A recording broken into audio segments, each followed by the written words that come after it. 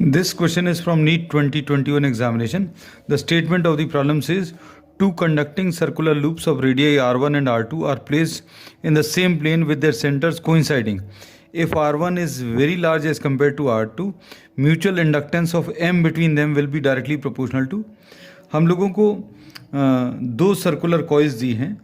Suppose the larger circular coil having radius r1,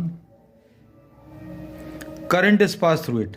हम लोगों ने करंट किस में, R1 में पास किया, तो magnetic field produced by the first coil will be μ0 I1 upon 2R1. ये आ जाएगा. अब this magnetic field will get linked with the turns of the second coil.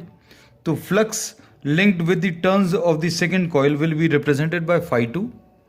φ2 will be equal to phi होता B into A. लेकिन magnetic field कौन generate कर रहा है, फर्स्ट वाली coil. And area, this is to be taken as the area of the second coil, क्योंकि हम लोग फ्लक्स किससे एसोसिएटेड निकाल रहे हैं, flux associated with the second coil.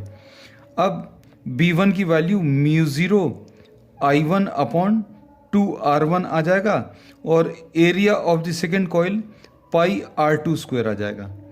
और कोएफिशिएंट ऑफ म्यूचुअल इंडक्शन हम लोगों को कैलकुलेट करना है, तो m is equal to phi divided by I.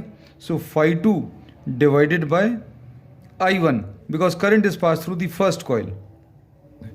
φ2 की वैल्यू कितनी है, μ0 I1 पाई R2 square divided bye 2R1, और ये I1 से अभी हम लोगों ने डिवाइड कर दिया, तो I1 और I1 कैंसिल होगा, तो m की value μ0 pi R2 square upon 2R1.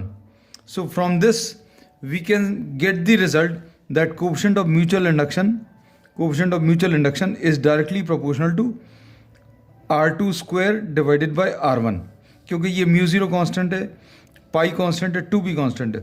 So this is the result which is given in the third option, R2 square upon R1.